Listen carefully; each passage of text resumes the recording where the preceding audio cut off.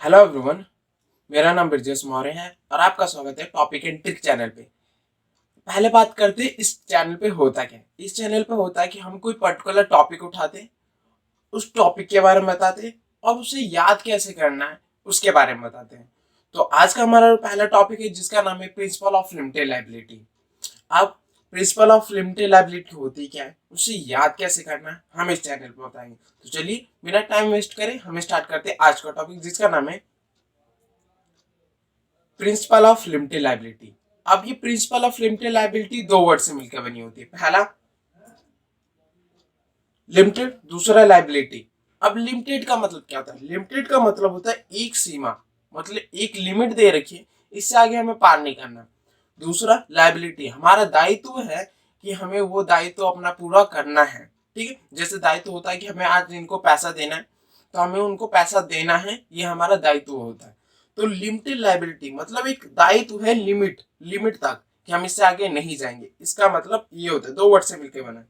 दूसरा बात करते हैं डेफिनेशन की। इसकी डेफिनेशन क्या है?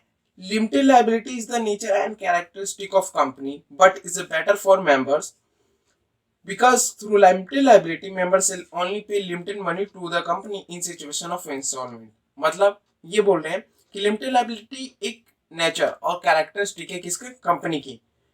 But it is better for members, किसके लिए फायदेमंद ज्यादा है? मेंबर्स के लिए। क्यों? Members shall not pay debt of company if company cannot pay their debt because company is a separate personality। इन्होंने बोला है कि मेंबर्स जो होते हैं वो कंपनी के डेट को पे नहीं करेंगे क्योंकि जो मेंबर्स हैं और कंपनी है वो दोनों क्या है? सीपरेट पर्सनालिटी है। इसलिए कोई भी कुछ नुकसान होता है तो मेंबर उसकी भागीदारी नहीं होते, कंपनी उसकी भागीदारी होती है। अब एक एग्जांपल लेते हैं। एग्जांपल क्या है? जैसे कंपनी की शेयर होल्डर खरीदे, ठीक है, तो अलॉटमेंट मनी देनी होती है। तो उन्होंने अलॉटमेंट मनी अभी आधी दे रखी है, ठीक है। अब कंपनी चली गई डेट, उनको डेट पे करना, इंस्टॉलमेंट हो रही है।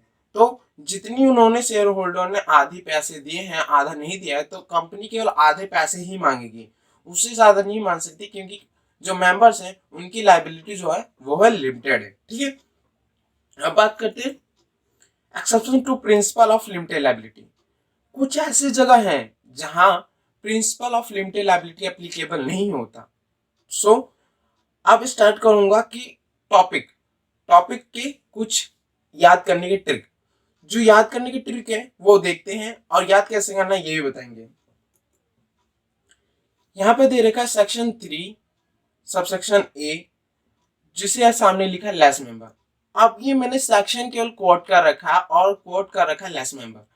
अब लेस मेंबर देखिए, जो इसके पीछे का बैकग्राउंड है, इसका मतलब क्या है, ये हमें याद आएगा थोड़ी देर में बताऊंगा कि आखिर इसे इस्तेमाल कैसे करना है। पहले हम सेक्शन के संग याद कर लेते हैं, जो उनके संग सामने कोट मैंने कोट कर रखे पॉइंट्स। ठीक है, तो पहला क्या है? सेक्शन 3 सबसेक्शन ए ए लेस मेंबर।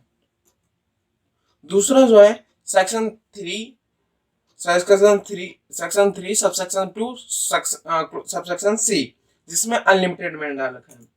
फिर बात करते हैं सेक्शन 7 सबसेक्शन 7 क्लोज बी, जिसके आगे डाल रखा है गॉट इनकॉर्पोरेटेड। फिर कर रखा है मैंने सेक्शन 35 सबसेक्शन 3, जिसमें प्रोस्पेक्टस डाल रखा है। सेक्शन 75 सबसेक्शन 1 डिपॉजिट डाल रखा है मैंने। फिर डाल रखा है सेक्शन 224 सबसेक्शन 5, जिसमें डाल रखा है रिपोर्ट मेड बाय इंस्पेक्टर। अब आती है last section 339 subsection 1 winding up. अब ये हमें याद करने, जैसे हमने सेक्शन डाल रखे उसके सामने जो टॉपिक या पॉइंट डाल रखे उसे हम याद करने। जैसे section 3 subsection A less member, section 3 subsection 2 subsection C unlimited, section 7 subsection clause B got incorporated, section 35 subsection 3 prospectus, section 75 subsection 1 deposit, section 224 subsection 5 report made by inspector और सेक्शन 339 सबसेक्शन 1 वाइंडिंग अप। अब इस point को देख के हमें पूरा background याद, उसके आगे चलते हैं।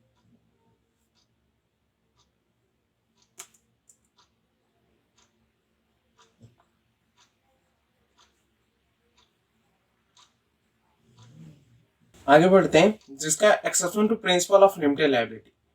अब मैंने कोड डाल रखे थे, याद है।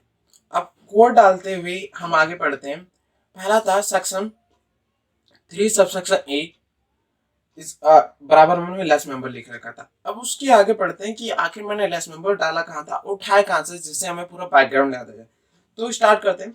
Member are severally liable in certain cases if any time the number of member of company is reduced in case of public company below 7, in the case of private company below 2, and the company carry on business for more than 6 months while number of member is reduced. Every person who is a member of company during that time, they'll or carry on business, they'll shall be liable. सो इस section में क्या बोला है कि अगर private company, उसमें 2 से कम, public company है 7 से कम, मेंबर काम अपने बिजनेस को कम होने के बावजूद भी कैरी ऑन कर रखें 6 महीने और 6 महीने से ज्यादा, तो जितने भी कम मेंबर है उनकी लायबिलिटी क्या हो जाएगी, अनलिमिटेड। जो जहां principle of limited liability applicable नहीं होगी, मेंबर जो हैं उनको भी लायबिलिटी पे करनी पड़ेगी अगर कंपनी को कुछ नुकसान होता है। तो लेस मेंबर जो मैंने उठाया था सेक्शन 3 सबसेक्शन 5 के लिए, सेक्शन 3 सबसेक्शन ए के लिए, वो है ये पॉइंट। ठीक है, तो आगे बढ़ते हैं। दूसरा सेक्शन, एक सेक्शन था सेक्शन 3 सबसेक्शन 2 क्लॉज सी, जिसमें मैंने अनलिमिटेड, अगर कंपनी ही अनलिमिटेड इनकॉर्पोरेटेड हो रही है तो सिंपल सी बात है उसकी जो लायबिलिटी है वो सिंपल सी बात है अनलिमिटेड होगी, और जितने भी उसके मेंबर्स हैं उनको लायबिलिटी पे करनी पड़ेगी अगर कंपनी को कुछ नुकसान होता है तो। फिर है सेक्शन 7 सबसेक्शन 7 क्लोज सी, जहां मैंने लिख रखा था गॉट इनकॉर्पोरेटेड। अब गॉट इनकॉर्पोरेटेड में क्या, where a company has been got incorporated by furnishing any false और incorrect information representing or surprising any material fact or information in any of document or declaration filled or made for incorporate such a company or any fraudulent manner action the tribunal may on application made to it। अब क्या बोला इसमें कि अगर कोई भी company किसी गलत इरादे से या डिफ्रॉड करने की तरीके से इनकॉर्पोरेटेड होती है, या फिर अपने जो डॉक्यूमेंट है वो फर्जी है, डिफ्रॉड है या फॉल्स है, उनको दे के वो इनकॉर्पोरेटेड हो जाती है, तो तब भी क्या होगा कि जो कंपनी की मेंबर्स हैं उनकी लायबिलिटी जो है अनलिमिटेड हो जाएगी, और कंपनी को जो भी नुकसान होता है उसके मेंबर्स पे करेंगे। अब बात करते हैं सेक्शन 339 सबसेक्शन 1। इसमें क्या है कि जब कंपनी वाइंडिंग अप होती है, वाइंडिंग अप होती है तो वो किसी फॉल्स मैनर से या फ्रॉडलेंट मैनर से वो वाइंडिंग अप होती है अपने क्रेडिट को डिफ्रॉड करने के लिए, कि हमने जो उधार लिया है, बोरो करे मनी, उसके हमें पैसे ना देने पड़ेगा अगर हम अभी वाइंडिंग अप कर देंगे तो। इसलिए कंपनी को क्या होता है, अपने बचाने के लिए, अपने आप को बचने के लिए वो वाइंडिंग अप हो जाती है क्रेडिट को डिफ्रॉड करने के लिए। तो उस टाइम पे क्या होता है, जब पता चलता है कि ये डिफ्रॉड कर रही है कंपनी, तो उन कंपनी के जितने भी मेंबर्स हैं उनकी लायबिलिटी अनलिमिटेड हो जाएगी, और जो कंपनी की डेट है वो मेंबर्स को पे करना पड़ेगा। अब बात करते हैं section 35 section 3, where it proves that has been issued with the intent to defraud the applicant for a security of company or any other person or for any fraudulent purpose. Every person who is the director at time of issue of prospectus has been named as a director in prospectus. Every person who is authorized the issue of prospectus, every promoter, person referred as an expert in a prospectus, personally responsible. इसका मतलब क्या, जब company issue करती है prospectus, वो issue करती है prospectus के लिए एप्लीकेंट से पैसे लेने के लिए, ठीक है।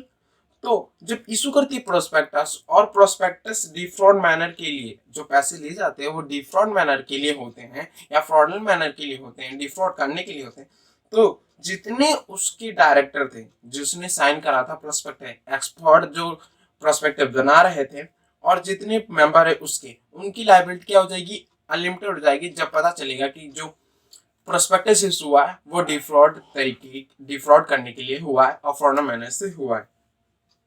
तो ये मैंने उठाया था सेक्शन 3 सेक्शन 35 सेक्शन 3 में प्रोस्पेक्टस जो मैंने टॉपिक डाल रखा था जिससे हमें पूरा पता चल जाएगा।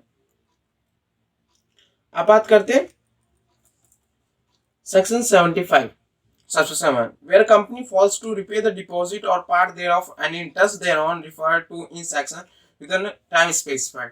जो यहाँ पर टाइम स्पेसिफाइड दे रखा है, ये टाइम स्पेंड 1 साल के लिए। अगर कोई कंपनी अपनी डिपॉजिटर को पैसे नहीं देती 1 साल के अंदर या इंटरेस्ट नहीं देती, तो पता चल जाएगा कि ये डिफ्रॉड करने के इरादे से पैसे एक्सेप्ट करे, डिपॉजिट करे में। तो इसकी क्या होगी, कंपनी की जितने भी अगर पता चलेगा कि हाँ भैया ये जो कंपनी है ये डिफ्रॉड कर रही है और पैसे हमें 1 साल के अंदर नहीं दे रही है, तो उनकी जो लाइबिलिटी है उस मेंबर की वो अनलिमिटेड हो जाएगी और जितने भी पैसे होंगे वो उस मेंबर को देना पड़ेगा। यहाँ था मैंने डिपॉजिट डाला था सेक्शन 75 सबसेक्शन 1 में। अब बात करते हैं सेक्शन 224 सेक्शन 5। और इसमें क्या है कि where the report made by an inspector state that fraud has been taken place in company and due to fraud any director, key manager, person, other officer or any other person or entity has taken undue advantage of benefit, whether in the form of an asset, property, cash, in other manner, the central government may file applications before the tribunal for order। अब इसमें क्या बोला कि अगर inspector जो होते हैं company के एस्पेक्ट्स के, उन्हें पता चलता है कि कंपनी जो हो डिफ्रॉड कर रही है या फ्रॉड कर रही है और अनड्यू एडवांटेज जो होना नहीं चाहिए वो गेन हो रहा है उनका, तो गवर्नमेंट जो होगी वो ट्रिब्यूनल को बताएगी कि ये कंपनी डिफ्रॉड कर रही है। ट्रिब्यूनल वारंट इशू करेगी कि भैया तुम बता दो कि अगर कोई गलत कर रहे हो तो हमें बताओ कि ये क्यों, ये कहाँ से आया, हमें प्रूफ दो, नहीं तो आप लोगों की लायबिलिटी जो होगी वो अनलिमिटेड हो जाएगी और जितने भी लॉस होगा वो मेंबर्स को पे करेगा। तो ये थे कुछ सेक्शन जो हमने कवर कर लिया। आज का टॉपिक था जो प्रिंसिपल ऑफ लिमिटेड लायबिलिटी। तो ये यहीं खत्म होता है। अगर आपको हमारी वीडियो पसंद आई हो तो उसे लाइक जरूर करेंगे। अगर आपको समझ आए और टॉपिक आप याद करना है या फिर जानना चाहते हैं इसके बारे में, टॉपिकों के बारे में, तो हमारे चैनल को जरूर सब्सक्राइब करें। Thank you.